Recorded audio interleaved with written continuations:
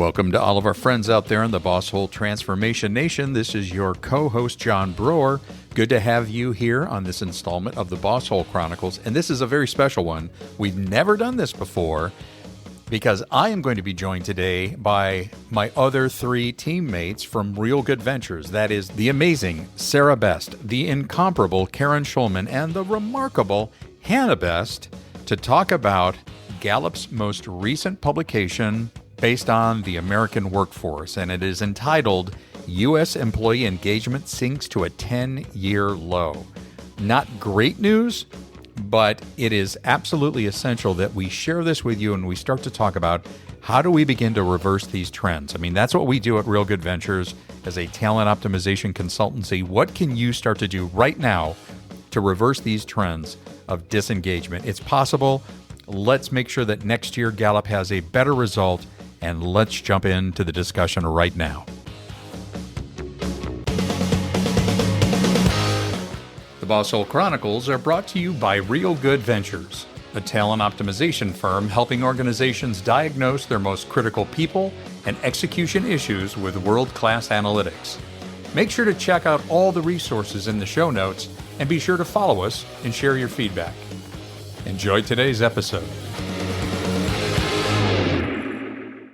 Well, this is an unprecedented episode of the Boss Hole Chronicles. We have the entire Real Good Ventures team here. Of course, there's me, there's Sara, whom you know, and Karen and Hannah. Hey, everybody, how's it going? Hey, John. Real good. Well, really, this is really good. Well, we wanted to come together for this episode because Sara actually brought to our attention Gallup's most recent data on the workplace and engagement. I'm going to turn it over to her so she can talk a little bit more about it, but this is the world in which we live every single day with our clients. You all know at Real Good Ventures, we use nothing but objective data. We don't want our clients guessing. So Sara, give us the highlights. Why are we talking about this Gallup study? Well, I think it's just important to note that the employee engagement is not a new idea. Gallup first started measuring employee engagement in the 1990s, and they did so because they wanted answers. They started conducting research to try to find out why some teams perform better than other teams, even within the same company, like what differentiates them, what factors drive employee motivation, and of course, productivity, and then retention. Those things have always been important. Mm-hmm. And they also wanted to understand better how leadership and management impact employee engagement. So these are three important trends and things to pay attention to, certainly inside any organization. The other thing is they linked engagement to business outcomes. So for 30 years, I like to say we've been chasing engagement. There have been some periods of higher engagement. And believe it or not, most recently it was during the pandemic. We hit an all-time high of 36%. So it's something we should all stay in tune with, for sure. Hannah, how do we define employee engagement? What's your definition? We define it, or I define it, as an emotional commitment or emotional connection to the organization and its goals too. So it's how that employee brings their self to work, their whole self. And we kind of look at it, there's employees that bring the bare minimum, they get the work done. That's the, I have to do this work. Where engagement is found is those employees that take it, I want to do this work. They go above and beyond, and they're emotionally connected to what they do. That's a great definition. Well, Karen, we've all looked at the survey results. Give us the highlight. What does this year's report tell us? Yeah, this year's report, which was published on January 14th of 2025, U.S. employee engagement has declined to 31% in 2024. And that is something that has matched the lowest level since 2014. So a 10-year low, a new record. 10-year low. And I just feel compelled to say, hey, we tend to focus on the Boss Hole Chronicles on things that are challenging within organizations. This is not to say that there aren't organizations that have high engagement, that have really addressed these issues and are creating cultures where people can really bring their whole selves to work. But I mean, this is worth noting. It's telling for sure. John, they talk in the article about being actively disengaged. Can you help us understand what that is and what are we talking about with that? Sure. So, based on Hannah's comment about engagement is an employee's emotional commitment to the organization, its goals, they're bought in, they can bring their whole self to work and unlock that discretionary effort. Disengagement is obviously the absence of that. Active disengagement is what we would define as sabotage and subversion. So consistently for the last several years, that active disengagement percentage has hovered right around 17%. And when we share this with our clients or organizations, when we're speaking at conferences and people go, oh, no way. No, 17% of my people are not, actively disengaged or sabotaging what's going on. Well, it's not my data, it's Gallup's, and they're pretty reliable. Suffice it to say, you do have some percentage of people that are actively disengaged, and that's why this is such a critical topic. Well, and there's a lot in the report, but we just kind of want to help people understand an overview. Karen, what does it tell us about what are the things that contribute to this trend of lower engagement? Yeah, and this is really interesting. The decline in engagement, Gallup found in the most pronounced place was among workers that are younger than 35 years old. And they really also found that industries like finance, insurance, transportation, technology, and professional services suffered pretty greatly. Key factors contributing to the trend include, people really want clarity of expectations, and only 46% of employees clearly understand what's expected of them at work. And really, this is a decrease from 56% in March of 2020. Wow. People also want to feel cared about. We talk about this a lot on the Boss Hole Chronicles, that currently, according to Gallup, 39% of employees feel strongly that someone at work cares about them as a person, and that's down from 47% in March of 2020. Bit of a decline. Another area that's contributing to this is, people want encouragement of development, and really only 30% strongly agree that someone at work is encouraging their development. And that is also a decline from 36% in March of 2020. Okay, so you all know this, but like I spent a portion of my career for about 10 years. I was a course leader for the American Management Association. I worked and developed new courses for them, did a lot of work in the management track. And we were talking about this then.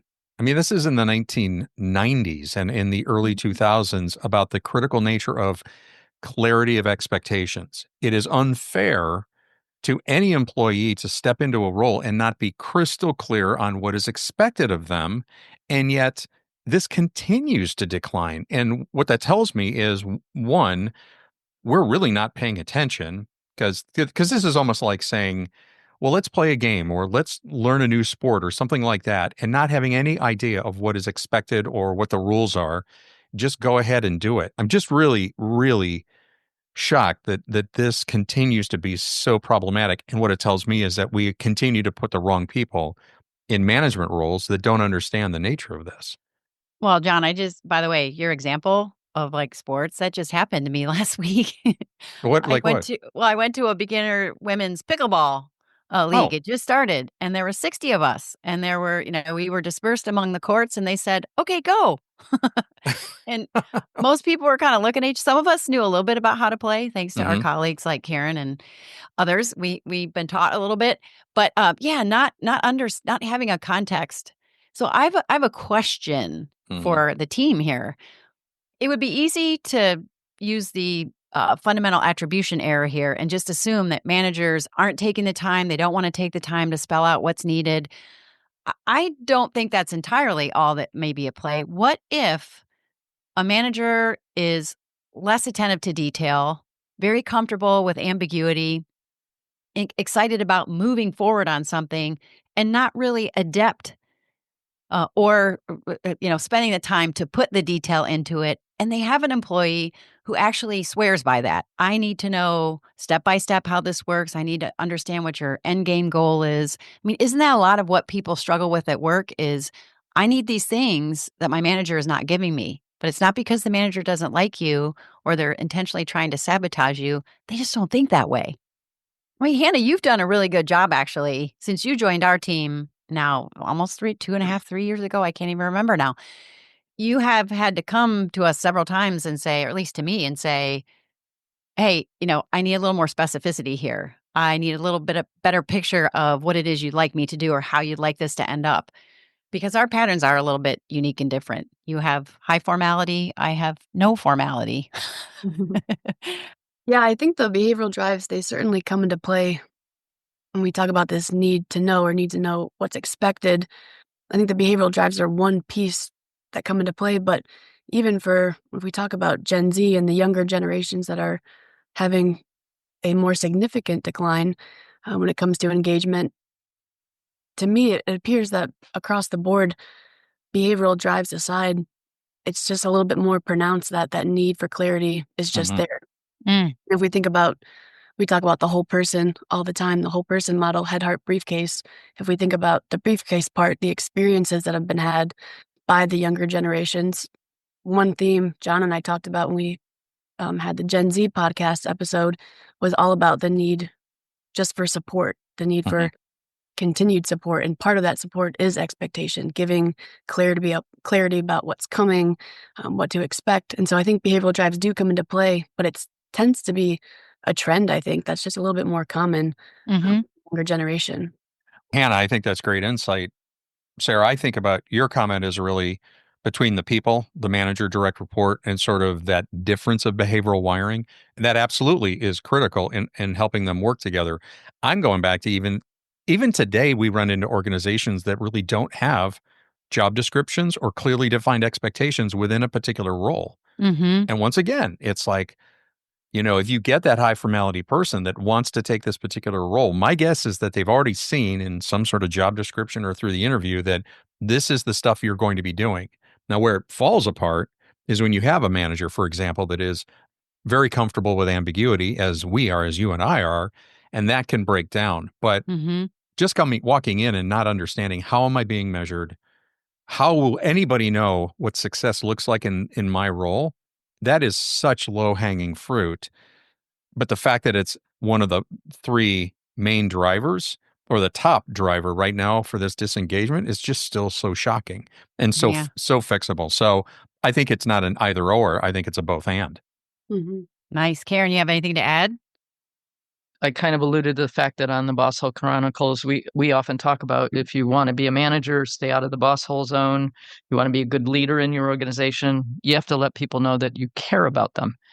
I guess I was not terribly surprised to see that feeling cared about was one of the top three contributing factors to disengagement, because people do not, they're just not feeling like you care about me. So, really important. It is. It is. Here again, we have to watch out for the fundamental attribution error. It would be easy to say that managers don't buy into that. They don't have time for that. They don't want to care about people. But I think we all have seen up close, and certainly we have many colleagues who experience this every day. There's a lot at play. There's a lot of factors working against people and their health and vitality. We've talked about burnout on the podcast. John, I think you have a good little tidbit to share about the kind of environment that change is creating now. Maybe we can get to that in a second. But this idea that empathy and showing compassion for people is still really, really important is significant. And I don't think it's that managers don't want to do that. I think sometimes they're doing the best they can. They're swimming in pretty deep water. Yeah. So we want to focus on ways to either reduce some of that stress and strain on the manager, because we've talked about this on the podcast before too. 70% of engagement variance is contingent upon the manager. So it's all about the manager, as Gallup likes to say. Yep.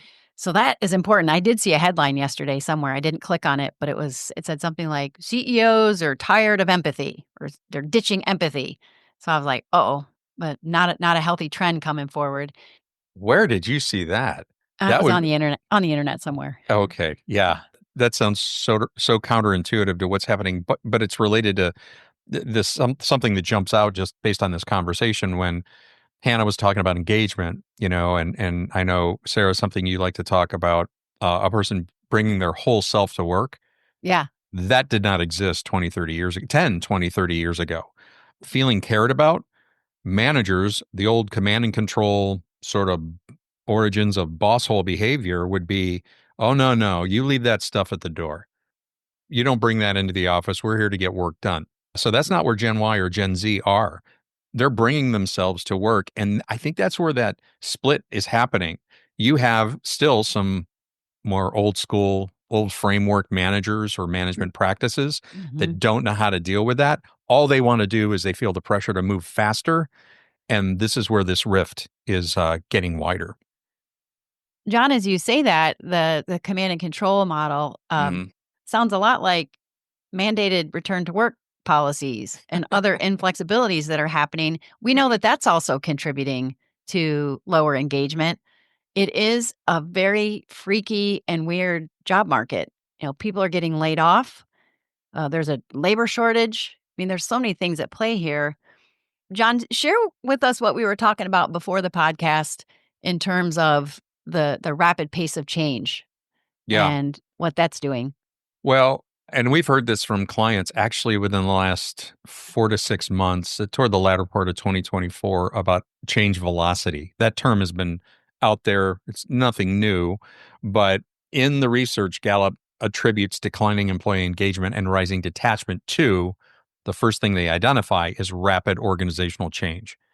And so I think this has become a pressure cooker. A lot of organizations are, well, maybe dealing or working with fewer people. I think that they are also, the virtual or hybrid workforce exacerbates that. But I feel like there is this pent up energy to feel like they have to move faster and meet market demands.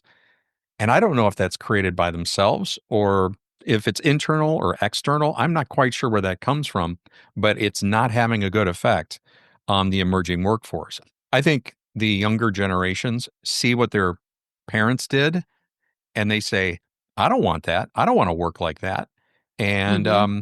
I think the change of pace or the pace of change in an organization absolutely serves as a barrier to help our emerging workforce sort of fold in and really sort of buy into it and get engaged. Well, I think to that end too, organizations can test that out with their employees.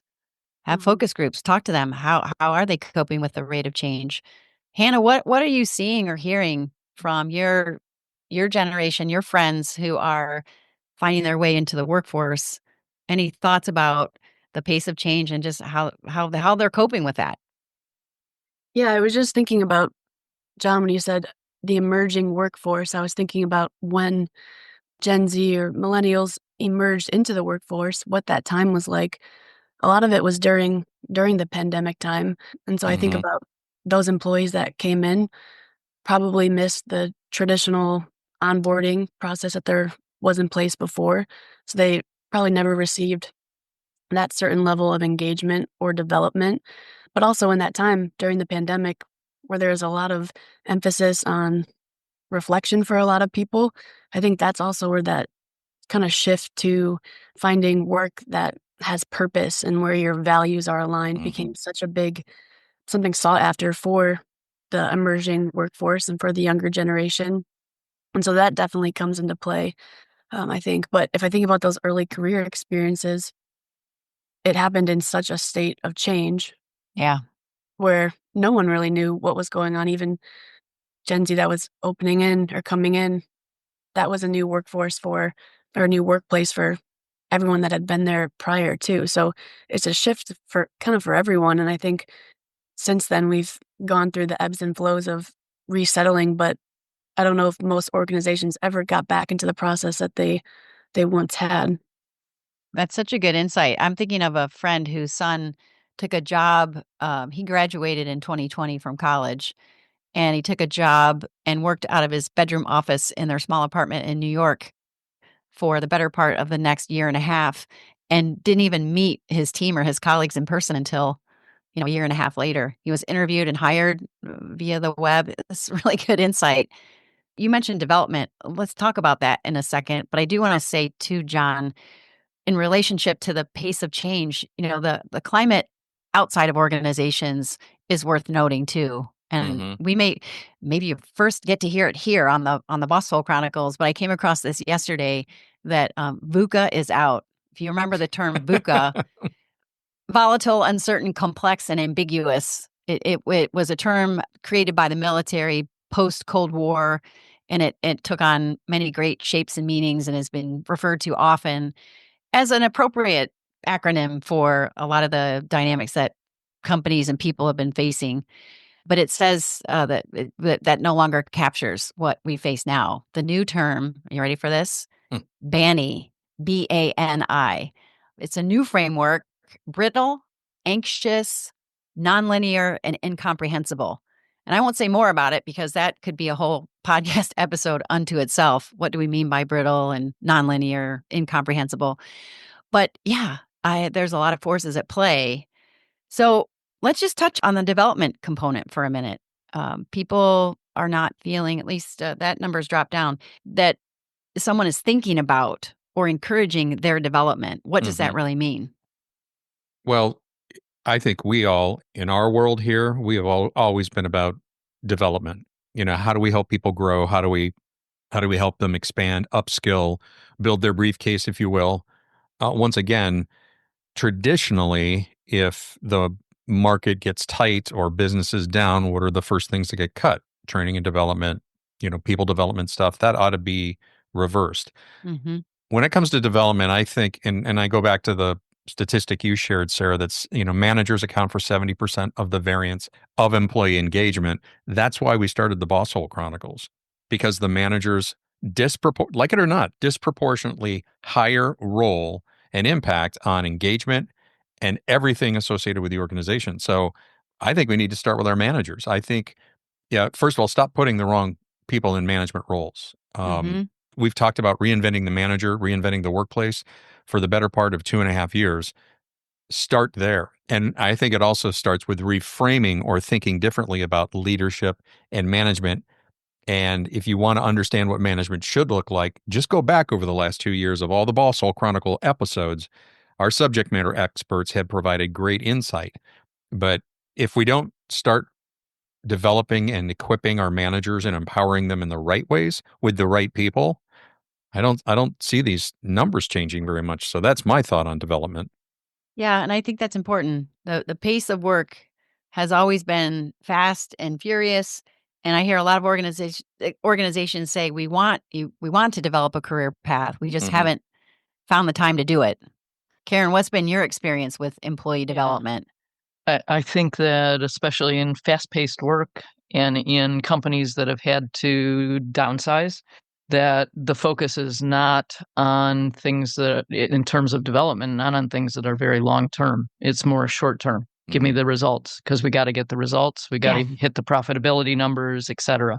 So the short-term focus is, it can detract and take us away from looking at development as a long-term project. Yeah, that's so good. And we know there are organizations that are doing that. They are focusing on the long term, and they do have higher engagement. And there's some of the bigger names we're familiar with, like Google and Salesforce and HubSpot. But what they're doing is offering mentorship and training, full on, like years long or segment long training programs and career path, like with skill development. It's not rocket science, is it? That actually gets at some of the other engagement issues, some of the problems, that if you feel like you're cared about at work if you have a mentor. You feel like you're being developed if you have a mentor. So those are great types of programs to look into. Karen, I like how you brought up the short-term and the long-term goals. And I think, Sarah, what you just mentioned, the companies that are successfully developing their people, they're not doing short-term or long-term. They're doing both, but they're doing it in a continuous process. That's what individuals want. It's regularly checking up on it instead of it's the one time a year, maybe you get to talk about what might be coming or what ways I can be developed. It's the continuous one that really, I think, helps increase the motivation and keep the engagement there for employees. I always like to ask clients, who profess that, oh, we're all about employee development. We want our people to grow. We want them to develop their skills. We want that to be part of our culture. I like to find out, do you have a line item for that in your annual budget? Mm-hmm. And what is it per person? Mhm. And Nice. a lot of organizations say, oh, well, we just kind of do that as needed. And I said, no, real commitment to that is you put that in a line item. And if you say, we've got, you know, 400 people working here, and we're going to put a line item for $500 a person or $1,000 a person, and that's a big number. But when you allocate those dollars and those resources, and then you give them a way to access it, whether it's internal or external or a combination of both, whether you build the training or buy the training, or you have a hybrid, that's real commitment. So I think a takeaway would be, company leaders, just ask yourself, what are you actually allocating for developing your people? And then how does that get deployed, allocated, and executed? I like that. So we're talking about training. If we had to do a quick hit list of things that organizations can do to turn things around, these are things that are everywhere on the internet. They're in all the HBR articles. They're certainly in many of our interviews. Number one, train managers. Number two, clarify roles and expectations for employees. Like, make it your business to do that first and ongoingly. I would like to add in there too, how about aligning people with their strengths? Yeah. Gallup talks a lot about strengths, but oftentimes, and I think in a moment, we want to talk about what is a solution that encompasses a lot of these things that Mhm. is available to organizations. Be more transparent with your communication, offer career growth opportunities. How about don't give up on employee well-being, and don't give up on addressing the burnout. Mhm. Like, you can't. We're not through it yet. It's might not ever go away. It might be one of the chief things organizations have to account for and Mhm. manage. And then the psychological safety, we didn't talk about that much in terms of the Gallup article, but there's a disconnect in many organizations. They say, we like to create an environment of safety. Yet when people make mistakes, holy hell breaks out, Mhm. or, people get sacked, or worse, it's not okay to make a mistake. And so psychological safety will be increasingly important as we navigate this banny change of fast-paced change, crazy business that's going on. Can I get back to something real quick when you talk about Yeah. wellness? And I agree with that. There's a part of my career where not only was I building a corporate university involved in learning and development for an organization, but I got to work with the person that ran the wellness program, and we combined our forces. We collaborated on a lot of stuff because it just works well together. But there was a point in time in business where, organizations started to introduce an EAP program, and nobody wanted to talk about it. It was one of those, Mm, there was a stigma associated with, well, I had to talk to our EAP provider. And Sarah, you know this world. Karen, I yep. also know you know this world. And there was a stigma associated with it. And you want to know something? We are human, and humans struggle as much as we would hope that people find joy and excitement and meaning and fulfillment, not just in their work, but in life. There's the other side of that spectrum where there is a darkness, there are struggles, there is mental illness, and nobody really wanted to talk about it. We wanted to give it to a third party provider and sort of push it over here. And it's just inescapable. Wellness is something that needs to be part of the language, part of the culture. How are we supporting this in an organization? But that's a change. That's a change from the way people used to look at it. Well, that's a great segue, John, to what I know we want to highlight here. It's part of the reason we're all here on this podcast, and why we're committed to addressing this issue of employee Reversing these engagement. numbers, right? Yeah, we want to reverse these numbers. But as you were talking, what occurred to me is, we all have one thing we can get back to or get to, and that is developing a relationship with one another Hmm. in the workplace. Like, whether we're remote or hybrid or in person, I think that we're missing many opportunities just to connect with one another. I don't want to sound trite or small-minded, but everyone's moving in their own direction, and there's a huge disconnect. So we need something to help us stay more connected and to make that part of our routine. The purpose of this, of this episode is to draw attention to these very real numbers from Gallup. And we track these year in and year out, but there is light at the end of the tunnel. The work that we get to do, and you all know this, everybody that listens to this podcast, you know the work we do at Real Good Ventures. We are a talent optimization consultancy. Everything we do is supported by valid, objective data. And fortunately, we have all kinds of examples of where this has been reversed. It's not, this is the work. This is not, just sort of plug in, take an assessment and you're fixed. No, it helps us understand how to navigate getting back to a more engaged, more productive, more fulfilled workforce. I'm going to go back to something, if I can throw an example out there. The manager is such a critical aspect of all of this. So if we can meet the manager where they are to help them on their daily activities, that's what we're doing now. And, one example I'm going to give is the use of one of our tools called Perform. It's within the PI platform. Our listeners know that we're a certified partner of Predictive Index, but Perform is a central performance hub where it allows managers and their direct reports to look at everything together. One-on-one workspaces, group workspaces, your calendars are integrated, Zoom, Teams is integrated, OneDrive. Because of the velocity of change for the managers and their direct reports, everything seems to be exploding in a different direction. This is now a place where you can all come together virtually or in person and say, let's keep our work in front of us and make sure it doesn't spin out of control. But the beauty of that is it also incorporates the things you're talking about, Sara. Self-awareness with behavioral data and awareness of the other person. So I'm not guessing, I know that I'm talking to a strategist or a persuader or an altruist, and it's going to improve the way we work together. So that's an example of where this can be corrected. I think that PI Perform corresponds very nicely with what Gallup is saying. How do we do some engagement? How do we improve the engagement numbers? And it is empowering our managers, making sure that they're empowered first. Yeah. And so if managers can help themselves and the people that report to them focus on goal setting and on ongoing feedback and make sure that they're concentrating on accountability and well-being in all aspects of work. These are things that Perform can actually help managers with at their fingertips. And I think that's pretty critical. It can really help empower managers first and have a direct impact on improving engagement. I'm actually going to dovetail on something you said, Karen, related to work you're doing specifically, and that's coaching. Outside of any kind of, diagnostic platform, I would encourage managers and leaders who are struggling out there, get some coaching. Find a coach, somebody who can help guide you. And we don't talk about executive coaching. We really kind of frame it as leadership coaching. Wouldn't you say, Sara? That's kind of how we look at it.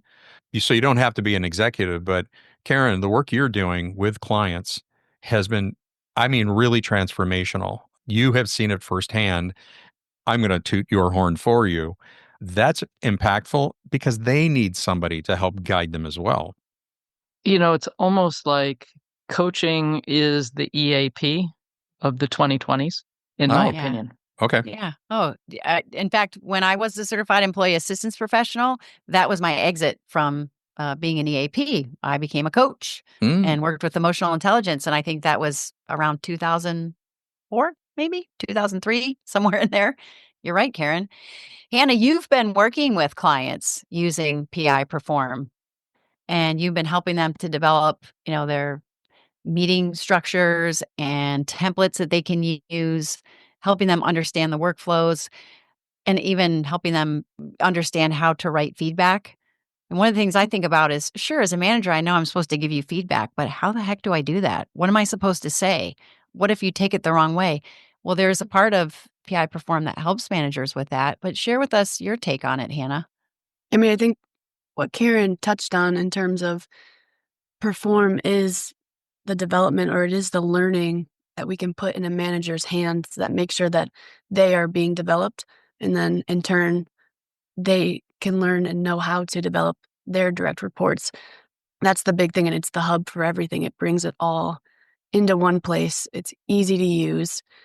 And the feedback part, there's that continuous, that word we brought up earlier. everything within Perform is meant to develop habits. It's something you can use on a daily basis, brings you back to your work, make sure you're not missing this or that. But when it comes to the development of your people, there's reminders that are in place that it's learning to adhere to the structure, but it becomes a norm, I think, over time. Mm-hmm. The biggest thing about Perform is that it's meant to support, and it's meant to support our managers and the work that we're doing, a lot of newer work, but we're already seeing really great learning from the platform itself. I think it addresses all three of the chief and most prominent trends in Gallup's data this year: clarity of expectations, feeling cared about. So I have a contact and a relationship with you, and the encouragement of development. The other thing that the Perform platform does is give you an opportunity to share kudos and give people praise and acknowledgement. And I think That's about right. it, but if it's right in front of me, I'm going to do it. And it reminds me to do it. And it gives me some ideas of what to say and how to do it. So amazing. If I can also call out a couple of things, again, in the spirit of saying there is hope. I mean, obviously, any organization that wants to work with us at Real Good Ventures, we'd love to talk to you, but there are a lot of wonderful tools out there, but you got to put the work in. And a couple of the things that come to mind is, when you mentioned psychological safety, Sara, that's not a squishy term. That is a real thing that can be measured. It is at the heart of it is team performance. And that's why we have a scan, the Fearless Organization scan that helps us measure that. But I just think about the heavy lifting you've done, Sara, with a number of teams with our clients around team development. That's work. That is a lift. And that generally goes over several weeks where you are working with a specific team. They are looking at psychological safety. They're looking at behavioral DNA and not only awareness of self, but awareness of others. You can even incorporate emotional intelligence, which is absolutely critical to becoming an effective leader. But your team development work, I see that as instrumental moving forward in the health of an organization because it now takes it from sort of the individual or maybe the manager and direct report relationship and expands it beyond. But it's a lift, isn't it? I mean, it's Yep. work, but when the people put in the work, man, the results are pretty amazing. It is a heavy lift. It's the stuff that people don't necessarily want to talk about. Right. And what do we always hear? The fish rots from the head down. So inside an organization, that high level leadership team having cohesion, trust, psychological safety, alignment, right people in the right seats. Yeah. If those things are addressed, a lot of other things absolutely improve. I would just add, for most people, I think it might seem like a heavy lift at first, but when people are in it, when organizations are in it going through, they see that there is a desire for bringing purpose and for making improvement, and that brings the engagement within the process. It develops. And I'll add too, especially with the newer workforce coming in, I think what we'll find and what we'll see is that while some newer Gen Z workers or even millennials, they might report being engaged, a lot of them also indicate a readiness to move on if their needs are not being met. So Right. Pretty just quickly. emphasizing again the importance of really focusing in on this work and making that lift, because I think we'll find more individuals will be quicker to pack up and find a place that will support them or will spend time on developing them. It's almost like as I think about all these options and this effort that an organization can put toward increasing engagement, maybe we could say today, the one place you should look first is at the leadership team level. Is there a healthy, cohesive leadership team at the top? Is there stress and tension? Is there dysfunction there? And if so, just and agnostic of what we do, or there are many different ways to develop leaders and teams. Just do it. Like engage with somebody and make it happen. Then when those relationships improve, when there's trust and people can talk to each other at the senior leadership team level, then you can tackle things like, is our culture really what we want it to be? What are the behaviors and things we're seeing? And does that represent who we really are? Do we have a compass of, what we're supposed to be doing, how we're supposed to behave, all those important things? Hey, Sara, I'm so glad we did this, and I hope we do this again. I think when we have these really significant topics, the four of us should come together because one, the thought partnership is great. I value everybody's insight here, but I want to direct our listeners, go into the show notes. We will put a link to the Gallup article and read it. Please read it, share it with your organization, share it with your leadership and say, this is the stuff that if we don't pay attention to it, it will be our undoing. Let's really commit to it. And working on us, working on our health, being a healthy organization in addition to a smart organization, Right. to harken back to Patrick Lencioni, is totally worth it. And organizations that do it are going to thrive. Well, gosh, good to be together. Great information. To our friends out there in the Boss Hole Transformation Nation, we shall see you next time. Be well. Thanks very much for checking out this episode of the Boss Hole Chronicles. It was so good to have you here. And if you have your own Boss Hole story that you want to share with the Boss Hole Transformation Nation, just reach out. You can email us at mystory@thebossholechronicles.com. Again, mystory@thebossholechronicles.com. We'll see you next time.